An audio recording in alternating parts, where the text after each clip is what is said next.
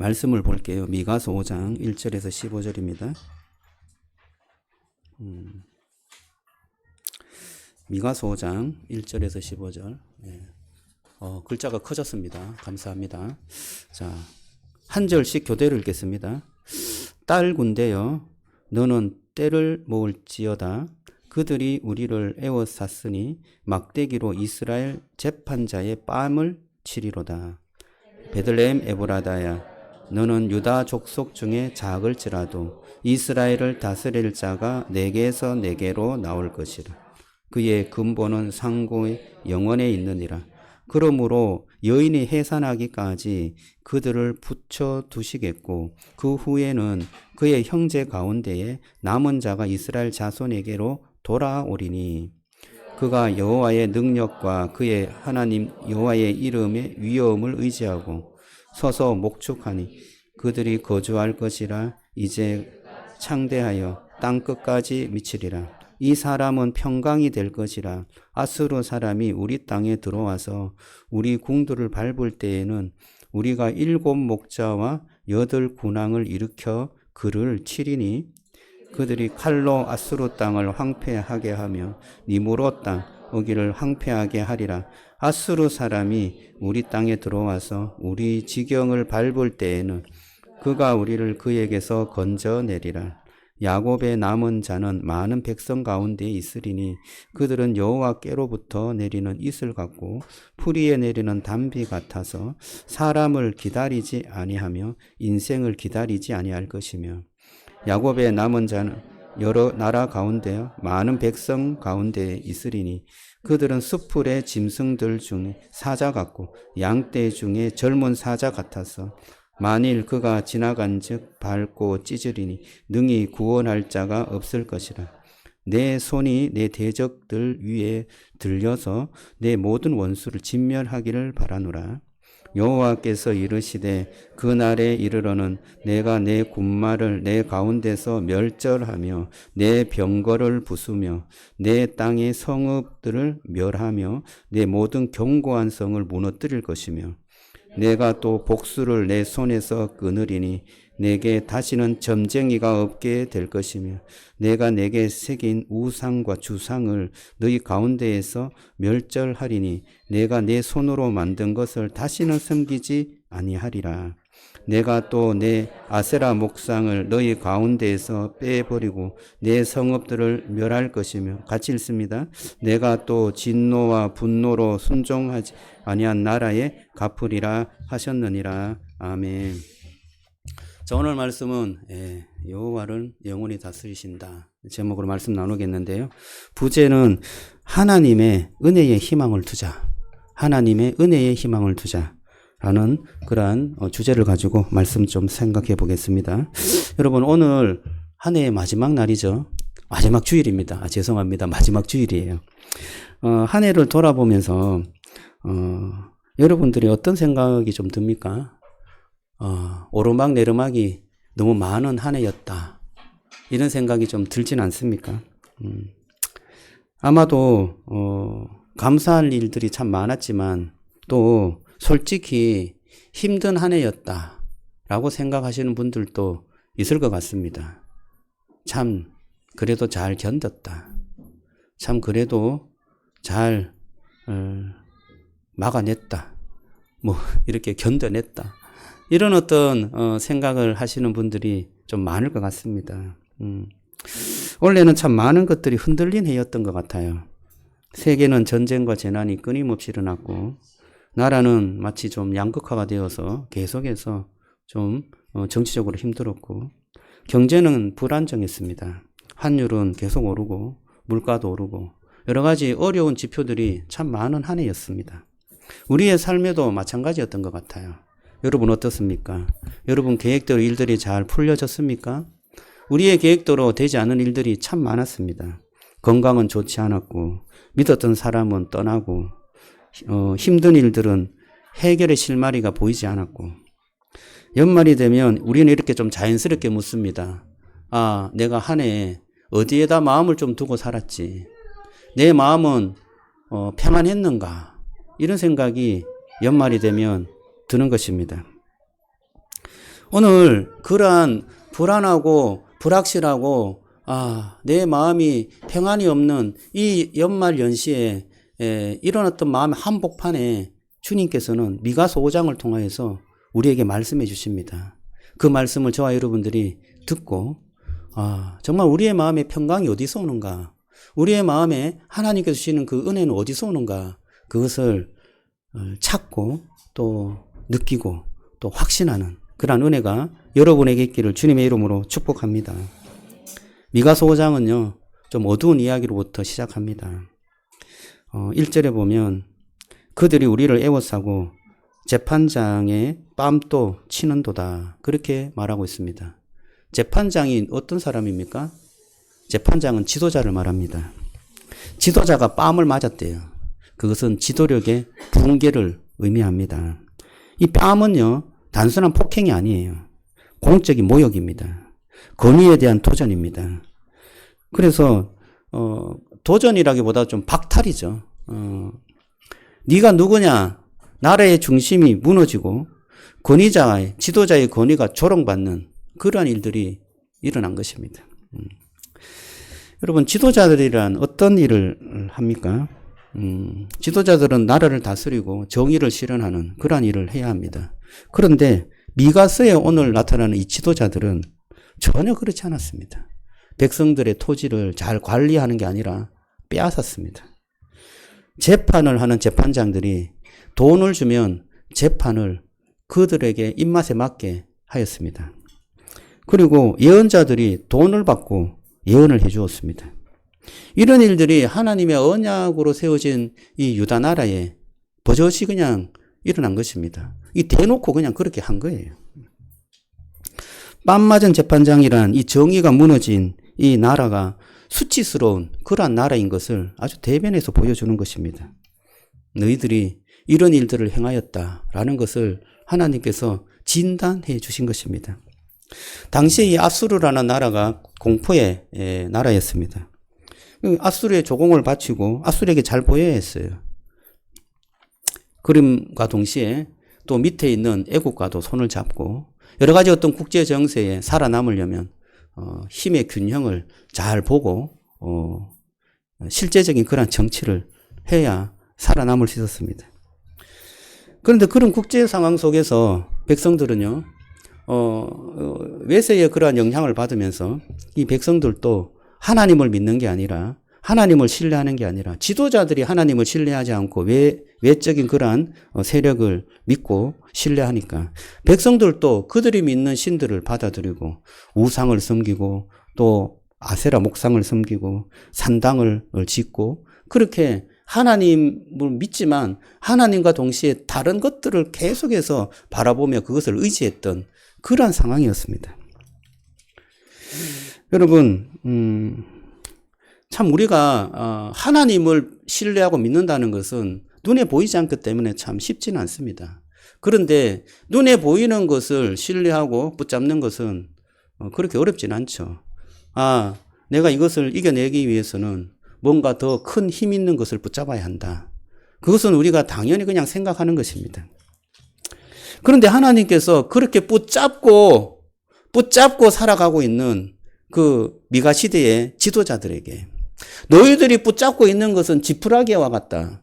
너희들이 붙잡고 있는 것은 헛된 그러한 허상과 같다. 라고 말씀하고 있는 것입니다. 너희들이 진짜 너희들에게 평화를 줄 수 있는 참된 평화의 왕을 붙잡으라. 말씀하고 계시는 것입니다. 그러기 위해서 이 미가 시대의 이 지도자들을 책망하시고 재앙을 내리신 것입니다. 그런데 그 재앙이 그냥 완전히 그냥 멸절시키는 그런 재앙이 아니었어요. 깨닫게 하는 재앙이었습니다. 너희들이 돌아와라. 너희들이 하나님이라는 이 신뢰의 대상을 제대로 좀 붙잡았으면 좋겠다. 라는 그러한 하나님의 마음이 담겨 있는 그러한 재앙이었습니다. 왜냐하면 그 후에 너희들을 다시금 평화롭게 할 것이다.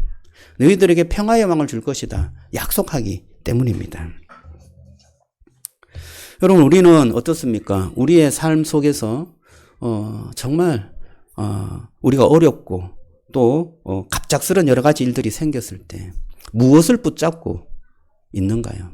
눈에 보이는 이것을 해결해 줄 만한 어떤 그 힘 있는 것을 붙잡으려고 하고 있지는 않습니까? 그런데 믿었던 계획이 어그러지고 의지했던 사람이 실망을 주고 떠나가고 안전하다고 여겼던 것들이 흔들릴 때가 있지 않습니까? 우리가 꼭 붙잡았던 것, 이것만은 우리를 살려줄 것이다라고 했던 것들이 그냥 허망하게 그냥 날아가 버렸습니다.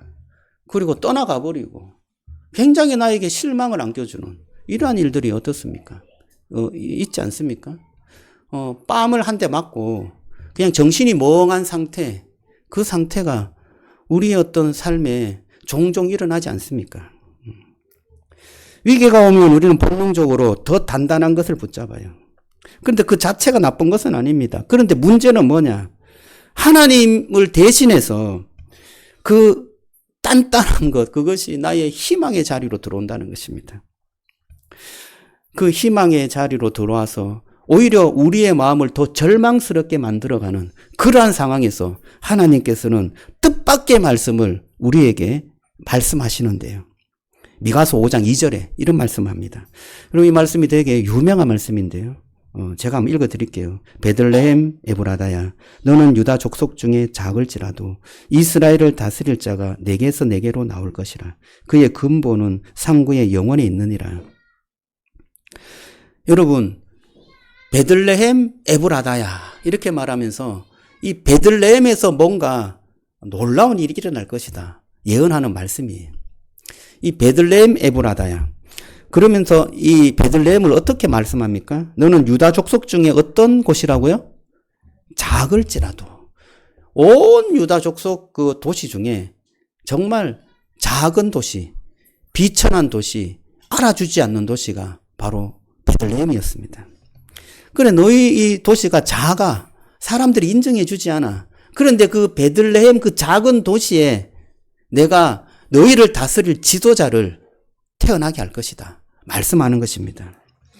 여러분, 누구도 베들레헴을 기대하지 않았습니다.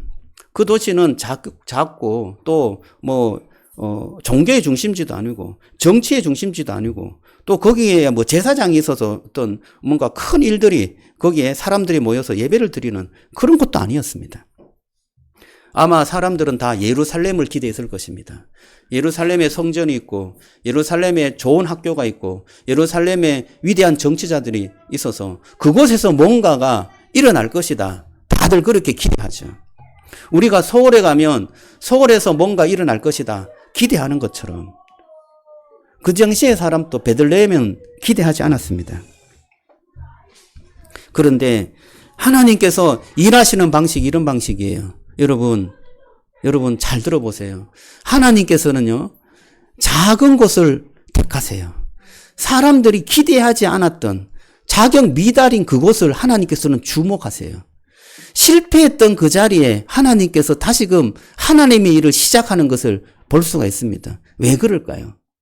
그곳에 하나님의 사랑이 깃든 곳이고 그곳이 하나님의 그 섬김의 은혜가 있던 곳이고요. 왜 그러냐면 붙잡을 수 있는 게 하나님밖에 없다. 우리가 붙잡을 수 있는 것은 하나님밖에 없습니다라고 고백하는 그 자리에서 하나님의 역사가 시작되는 것입니다. 여러분, 우리는 붙잡을 것이 많아요. 예루살렘이나 이 지도자들은 붙잡을 것이 많습니다. 그래서 병력을 붙잡고 군사를 붙잡고 외교를 붙잡고 금은 어떤 경제력을 붙잡습니다. 우리가 붙잡는 것들도 참 많습니다. 그것이 있으면 우리가 뭔가 큰 일을 잘 해볼 것이다는 생각을 하게 하는 것들이 있어요. 근데 여러분, 그것이 우리에게 더 큰 불안을 안겨준다는 것입니다. 더 큰 불안을 안겨주는데 우리는 그것을 인식하지 못해요.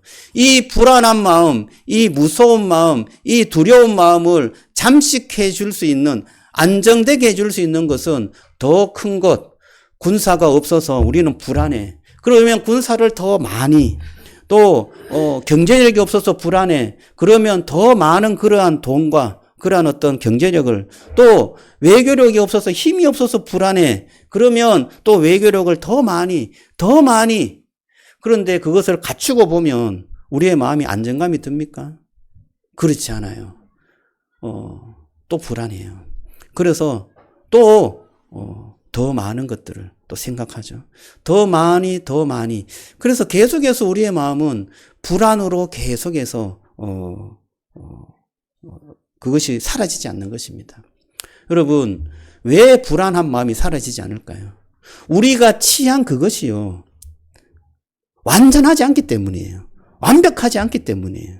우리가 취하는, 붙잡고 있는 그것, 보이는 그것이 우리가 그것을 잡으면 우리의 인생과 우리의 마음이 완벽하게 평안할 것이라고 생각하는데 그렇지 않은 거예요.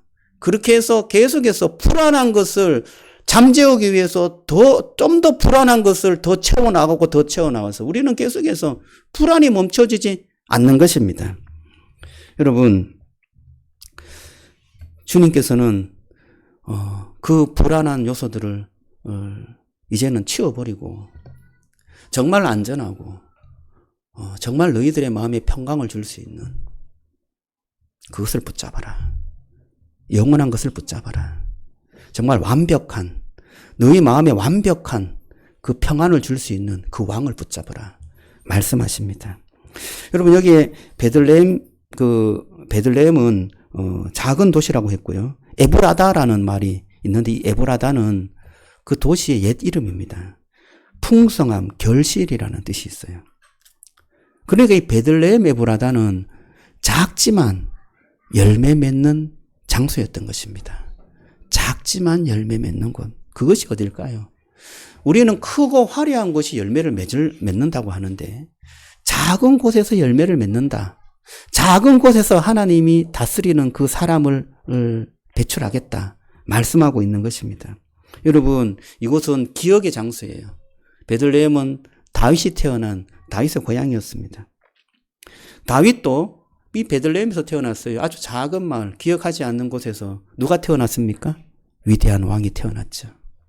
여러분, 누구도 생각하지 않는 이 작은 마을 베들레헴에서 내가 너희를 다스릴 왕, 지금은 그것을 너희가 알지 못하지만 우리는 알고 있습니다. 그 왕이 누구인지. 예수 그리스도, 그분을 이 베들레헴을 통하여서 너희에게 다가가게 할 것이고, 너희를 다스리게 할 것이고, 다시금 너희를 구원하게 할 것이다. 말씀하시는 것입니다. 러시아 작가 톨스토이는 이런 말을 했습니다. 사람이 무엇으로 사는가에서 구두장이 세몬이라는 사람은 가난한 사람이었는데 그가 늘 작고 가난한 가운데서 흘러보내는 사랑과 은혜, 그것을 이야기하면서요. 사람의 인생을 이렇게 정의했습니다. 사람은 자기 자신을 위해 사는 것이 아니라 사랑으로 산다 라고 말했습니다. 여러분, 우리의 삶은 어떻습니까? 우리의 삶의 목적, 저와 여러분들이 사랑으로 살아가는 삶이 되기를 주님의 이름으로 축복합니다. 사랑의 근본이신 그 하나님을 사랑하고 그분께 영광이 되는 그 삶을 여러분의 삶의 목적으로 두고 살아가시기를 주님의 이름으로 축복합니다. 베들레헴은 예루살렘과 같은 곳이 아니었습니다. 하나님은 능력과 업적, 이런 강력한 무언가가 있는 곳에서부터 시작하지 않으시고요. 사랑할 수 있는 자리, 겸손이 가능한 자리, 은혜 말고 붙잡을 수 없는 그 자리에서 하나님의 역사는 시작된다는 것을 알려주십니다. 혹시 여러분 올해가 너무 초라해 보이고 작게 보이진 않습니까? 여러분, 그 자리에서 하나님께서 여러분과 함께 시작하는 은혜의 역사가 시작하게 될 줄로 믿습니다. 우리는 여전히 좀 더 보이지 않는 것보다 확실한 것을 붙잡으려고 합니다. 그래서 미가서 5장은 이 부분을 아주 확실하게 말해주고 있습니다. 5장 10절에서 15절에 보면 이렇게 말해요. 내가 내 병거를 끊어버리며 내 산성을 무너뜨릴 것이다 말씀합니다. 내 병거와 내 산성, 이게 뭡니까? 그들을 지켜주는 거잖아요. 군사력, 이 군사력을 끊는다는 것은 병거에 의존하지 말라라는 그 말씀을 지키는 것이죠. 여러분, 이스라엘 백성들은 말과 병거를 의지하지 말라라는 말씀을 신명기에 벌써 주셨습니다. 그런데 대부분 왕들이 말과 병거를 의지해요. 그러면서 하나님을 의지하지 않습니다. 그래서 결국은 이 나라가 망해버리죠. 산성과 성읍은 무엇입니까? 안전장치라고 할 수 있습니다. 자기 보호 시스템이죠. 어떤 정치적인 동맹, 전략, 또 안정할 수 있는 경제적인 부분, 이런 것들이 나를 보호해 줄 것이다 라고 생각합니다. 그러나 이것도 무너뜨립니다. 하나님 없이 버틸 수 있을 것, 그것들을 잡고 있는 것들을 하나님은 하나하나 무너뜨리는 것입니다. 너희들이 정말 진정으로 보호받고 진정으로 지킴을 받는 것은 하나님을 붙잡는 것이다 라고 말씀하고 계십니다. 또 점술과 복술은 무엇입니까? 이것은 미래에 대해서 알고 싶은 마음이 인간에게는 있습니다. 미래에 대한 통제죠. 내가 미래에 대해서 좀 통제하고 싶어요. 그래서 미래에 대한 계획을 내가 알고 있다면 내 불안이 사라질 것 같아요. 여러분, 이 점술과 복술도 하나님께서는 다 깨트려 버리십니다. 왜냐하면 가짜 평안을 제공해 주기 때문입니다.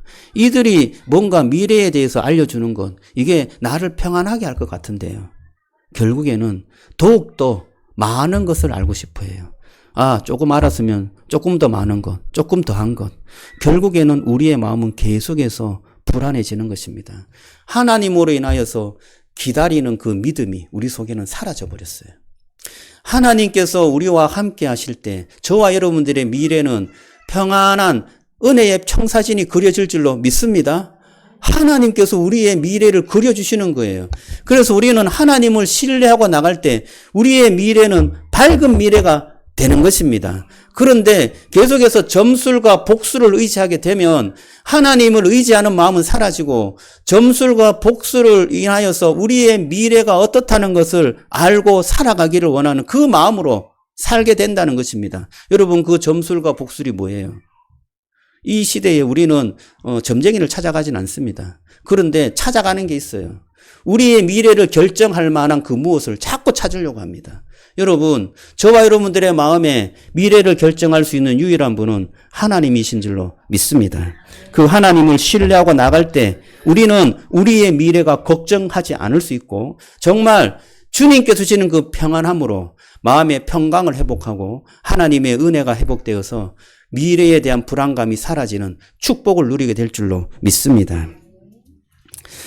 여러분, 병거는 영원하지 않습니다. 우리가 찾고 있는 이 힘은 영원하지 않는데요. 사람들은 예전에 그 타이타닉호가 있을 때 이 타이타닉호는 절대로 가라앉지 않는 배다라고 사람들은 다 말했습니다. 왜냐하면 정말 안전하게 설계했어요. 인간의 어떤 자부심이라고도 했습니다. 그런데 그 배가요, 빙산 앞에 속수무책으로 그냥 가라앉아 버렸습니다. 여러분, 문제는 배가 아니었어요. 배보다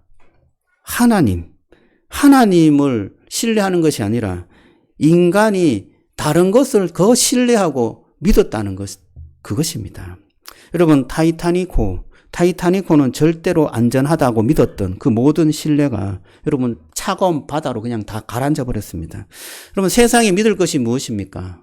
세상에 믿을 것은 아무것도 없습니다. 오로지 신뢰의 대상은 하나님밖에 없다는 것을 믿으시기를 주님의 이름으로 축복합니다. 사람이 계획할지라도 그 걸음을 인도하시는 이는 여호와시니라 말씀합니다. 여러분, 우리의 병거는 뭐예요? 밤에 잠이 오지 않고 계속해서 생각나는 거 있습니까? 계속해서 근심이 되고 걱정이 되는 것. 여러분, 그것이 우리의 병거일 수 있습니다. 또 하나님보다 자주 확인하는 게 있어요. 이것이 어떻게 됐냐? 하나님 찾는 것은 조금 이렇게 둔한데 그것은 굉장히 좀 이렇게 민감하게 계속 찾아요. 이거 어떻게 됐나? 여러분, 그게 여러분들의 병거일 수 있고 우상일 수 있습니다. 건강일 수도 있고요. 그게 어떤 돈일 수도 있고요. 자녀일 수도 있고. 저는 잘 모릅니다. 하지만 우리의 마음이 계속해서 뭔가 거기에 가 있고 확인하고 그것이 어떻게 됐는가 궁금하고.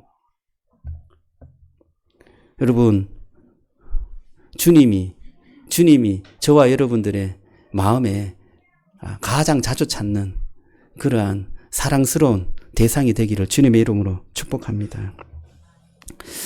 미가서 5장은요, 예수님을 좀 잘 드러내는 그런 부분들이 몇 가지 있습니다. 1절에 뺨 맞는 재판장이 나옵니다. 2절부터는 왕의 탄생이 나오는데요. 이 두 장면은 예수님 안에서 하나가 되는 장면입니다. 여러분, 예수님 어디에서 태어났어요? 베들레헴에서 태어났어요. 사람들에게 조롱을 받고 뺨 맞고 십자가에 달리셨습니다. 그런 수모, 그런 고난을 왜 당하셨어요? 우리의 그 실패한 일, 우리가 부끄러운 선택을 한 일, 힘겨워하면서 우리의 마음에 우상을 찾았던 그러한 모든 우리의 죄들, 이것을 대신 짊어지기 위해서 주님께서 뺨 맞으시고 주님께서 십자가에 조롱받으면서 달리신 것입니다. 그럼 우리가 그곳에 달렸다고 생각하면 어떤 생각이 좀 들까요? 아, 정말 절망스럽지 않습니까? 내가 이렇게 십자가에 달리려고 내가 이렇게 살았는가? 이런 생각이 좀 들 수 있습니다. 그런데 예수님께서는 우리는 능력이 없어서 그렇게 달렸다고 생각하지만 예수님께서 능력이 있으시잖아요. 그런데 그 능력을 쓰지 않았습니다. 예수님께서는 거기서 분명히 탈출할 수 있었고 거기서 구원을 자기 스스로 할 수 있었습니다. 그럼에도 그것을 쓰지 않고 그곳에서 죽으셨습니다. 왜 그렇게 담담하게 그 일들을 할 수 있었을까요? 저는 분명히 말씀드리는데 예수님은 하나님을 전적으로 신뢰하고 자기 몸을 하나님께 맡겼기 때문에 그 일을 할 수 있었습니다. 자기의 모든 인생과 삶은 하나님께서 책임져 주시고 그럴 때에 하나님의 뜻이 나를 통하여서 이루어지고 하나님의 뜻이 이 세상에 온전하게 펼쳐진다라는 것을 신뢰하고 믿었기 때문에 자기의 몸을 온전히 하나님께 맡길 수 있었던 것입니다. 죽음에도 불구하고 절망스러움에도 불구하고 하나님, 저들은 저들의 죄를 알지 못합니다. 저들을 구원하여 주십시오. 오 주님, 내 몸을 주님께 맡겨드립니다. 하고 하나님께 자기의 모든 것을 맡긴 것입니다. 저는 예수 그리스도께서 그 마음에 놀라운 평강과 은혜가 함께했다고 확신합니다. 왜냐하면 하나님께서 이 모든 것을 책임진다고 믿고 그분께 자기의 몸과 인생을 맡겼기 때문입니다. 여러분, 여러분의 삶을 주님께 맡기기를 주님의 이름으로 축복합니다. 주님께서 나를 책임져 줄 때 나에게 가장 평안과 은혜가 찾아오는 것입니다. 예수님은 진짜 평강이 무엇인지 보여주셨습니다. 완전한 분에게 맡길 때 우리에게 진짜 완전한 평강이 찾아오는 것입니다. 십자가는 불안해 보이는 자리지만 실제로는 가장 안전한 자리였고 가장 희망이 없는 자리인 것 같이 보였지만 가장 희망적인 자리였습니다. 오늘 말씀을 통해서 복음은 우리에게 이렇게 말하는 것 같아요. 너의 한 해가 너를 정의하지 않는다. 나의 은혜가 너를 정의한다. 라고 말씀하는 것 같아요. 여러분, 저와 여러분들의 삶에 하나님의 은혜가 깃들기를 주님의 이름으로 축복합니다. 지금까지 하나님의 은혜로 나를 인도해 주신 것처럼 앞으로도 하나님의 은혜가 나를 인도해 주실 것이고 그 은혜가 함께할 때 내게 평강이 있고 그 은혜가 나를 인도할 때 나의 인생이 성공한다 라는 것을 신뢰하고 믿으시기를 주님의 이름으로 축복합니다. 그래서 한 해를 보내면서 우리가 이렇게 좀 마무리했으면 좋겠어요. 조지 뮬러가 평생 감사 노트를 썼는데요. 놀라운 사실은 가장 힘들었던 한 해에 감사 기록이 가장 많았다는 것입니다. 감사는요, 상황이 좋아서 시작되는 게 아닙니다. 하나님이 여전히 나에게 왕으로 찾아오셨을 때, 그 왕으로 하나님을 신뢰하고 믿을 때 저와 여러분들의 감사가 넘칠 줄로 믿습니다. 저는 이렇게 고백하기를 원합니다. 주님, 저는 올해도 부족했습니다. 그러나 주님의 은혜는 부족하지 않았습니다. 주님, 이제는 하나님의 은혜에 희망을 두겠습니다. 하나님의 은혜에 나의 모든 것들을 맡기겠습니다. 그런 고백이 여러분의 고백이 되기를 주님의 이름으로 축복합니다. 여러분, 우리의 삶은 은혜가 빠지면 아무것도 아닙니다. 주님께서 나에게 은혜로 찾아와셨고 아주 작은 곳에서 태어나시고 아주 힘없는 그곳을 정말 힘 있는 곳으로 우리를 인도해 주시는 그분께서 우리에게 찾아오셨기에 우리가 은혜로 살아가는 놀라운 인생인 줄로 믿습니다. 지금까지 그 일들을 해오셨기 때문에 2026년도도 우리가 은혜에 맡길 때 저와 여러분들의 인생이 성공하게 될 줄로 믿습니다. 은혜의 삶을 고백하시는 그런 삶이 되기를 주님의 이름으로 축복합니다. 그리고 오늘 말씀을 생각하면서요, 찬양을 하겠는데요. 오늘 이 은혜라는 주제의 찬양을 골랐습니다. 오직 예수뿐이네. 은혜 아니면 살아갈 수가 없습니다. 호흡마저도 다 주의 것입니다. 여러분, 다사다난했던 2025년에 여러 가지 사건들을 생각하면요, 참 마음이 아픕니다. 정말 저에게도 그런 여러 가지 어려움들이 참 많았는데요, 지나가 보니까 다 주의 은혜였습니다. 하나님께서 나를 치료해 주시고 또 성장케 하시고 또 주님을 닮아가기 위해서 주시는 그런 고난이었다, 이런 생각이 듭니다. 우리 찬양을 우리가 부르면서요, 주님의 계획을 우리가 다 알 수는 없습니다. 그러나 여러분을 사랑하시는 분이 주님이신 줄로 믿습니다. 여러분의 인생을 책임질 수 있는 분은 주님밖에 없음을 고백하시고요, 그분께 맡겨드리는 그런 찬양이 되었으면 좋겠습니다.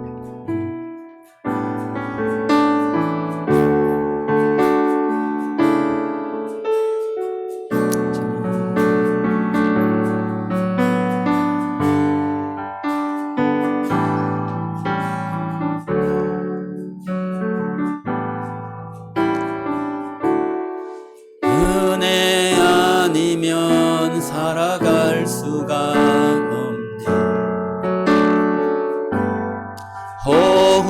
호흡마저도 다 주의 것이니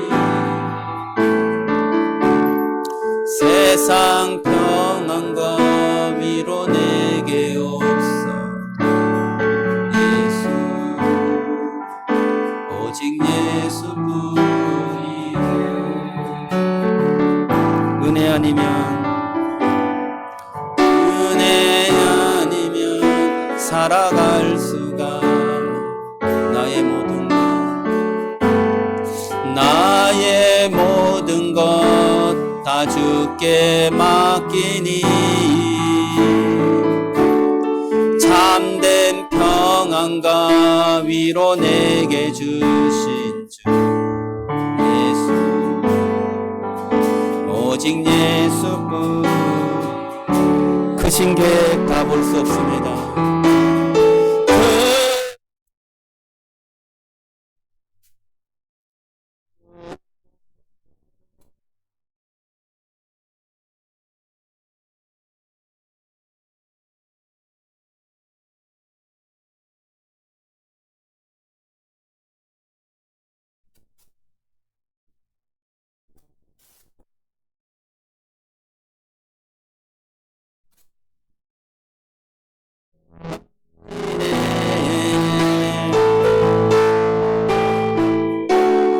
은혜 아니면 살아갈 수가 없네. 나의 모든 것 다 주께 맡기니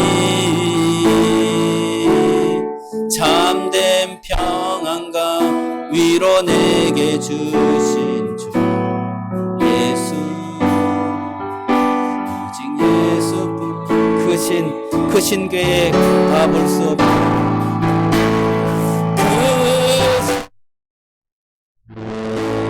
다 볼 수도 없고 주님, 작은 고난에 지쳐도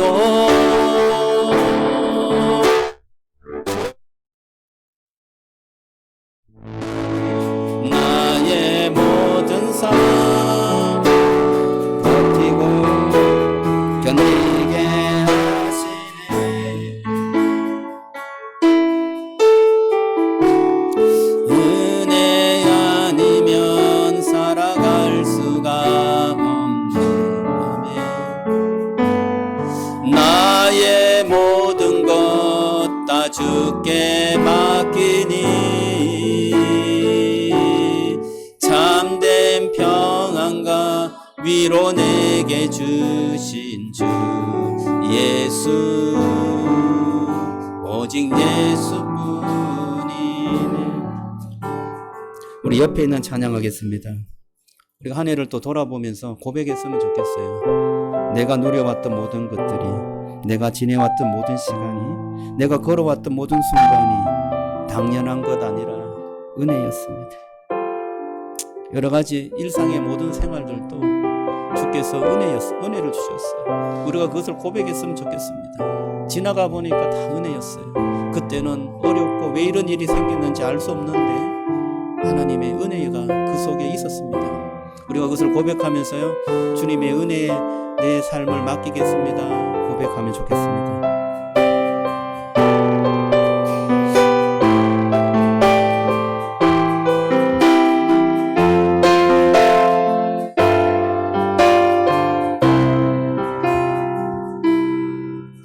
내가 누려왔던 모든 것들이,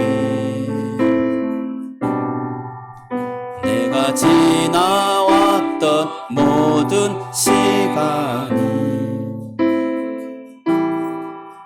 내가 걸어왔던 모든 순간이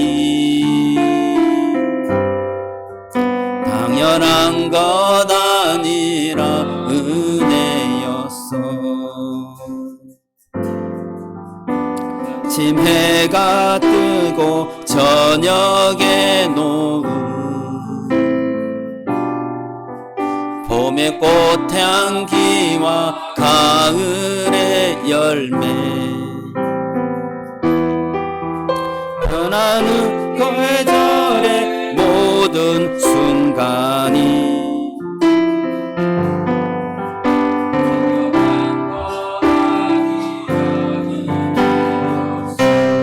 모든 것이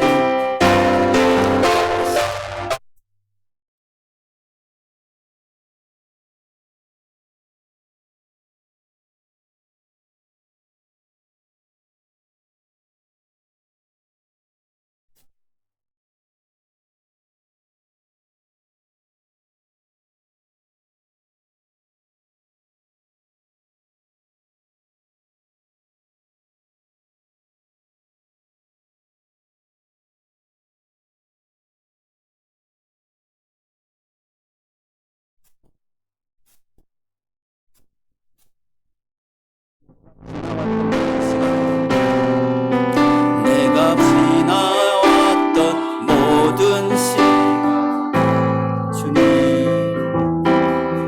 내가 걸어 가니 당연한 거다.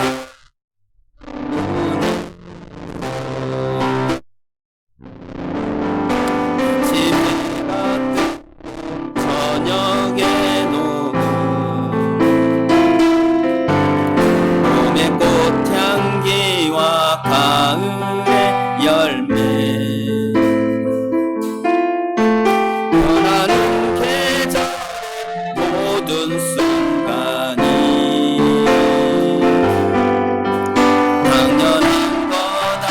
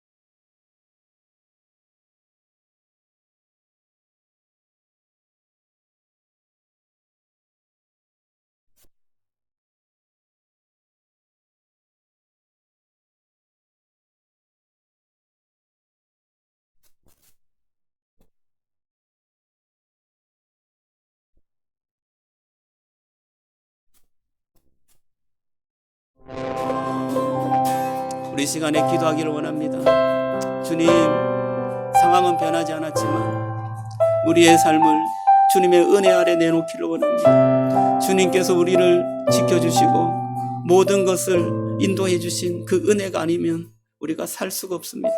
주님, 우리의 모든 삶을 주님 앞에 내어놓기를 원하고 주님을 신뢰하기를 원하고 주님의 은혜 앞에 하나님 우리가 살아가기를 원합니다. 고백하며 이 시간 기도했으면 좋겠고요. 여러분들이 주님의 은혜를 바라보는 여러 가지 것들을 주님 앞에 이 시간 고백하며 나가기를 원합니다. 2026년도에 또 이루어가야 될 그것도 하나님 은혜를 베풀어 달라고 기도했으면 좋겠습니다. 우리 주여 한번 간절히 찾고 기도하겠습니다. 주여, 할렐루야. 하나님 감사합니다.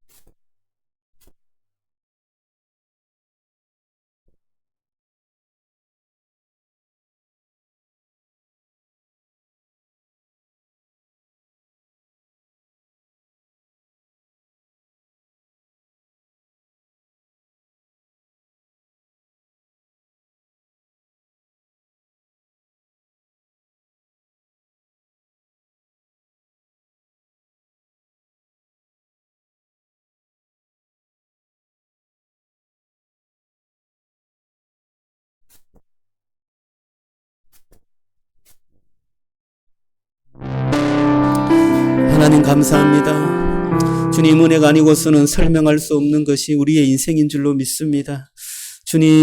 주님께서 은혜를 허락하시고 2025년도도 큰 여러 가지 어려움과 사건들이 있었지만 주님께서 은혜를 허락하셔서 잘 견디게 하시고 버티게 하시고 또한 하나님 그 길을 한 걸음 한 걸음 디디고 나갈 수 있게 하신 것인 줄로 믿습니다. 하나님 앞으로도 주님의 은혜에 기대게 하여 주시고 그 주님의 은혜에 우리의 몸을 맡길 수 있도록 주님 축복해 주시옵소서. 그 은혜만이 우리의 인생을 성공케 하고 그 은혜만이 우리의 인생에 낙담이 없고 절망이 없는 영원한 하나님의 기쁨과 축복이 있는 길임을 우리가 믿고 신뢰하며 따를 수 있도록 축복해 주시옵소서. 지금은 우리 주 예수 그리스도의 은혜와 하나님의 크신 사랑과 성령의 교통하심이 은혜를 붙잡고 하나님께서 우리에게 은혜를 베푸셨습니다. 그 은혜 아래 살겠습니다. 그 은혜로 인하여서 또 한 걸음 한 걸음 걸어가겠습니다. 고백하는 우리 모든 송산 기쁨의 동산교회 성도들 머리 위에 또 그 삶 위에 또 함께하는 주의 권속들 위에 지금부터 영원토록 함께 있을지어다. 아멘.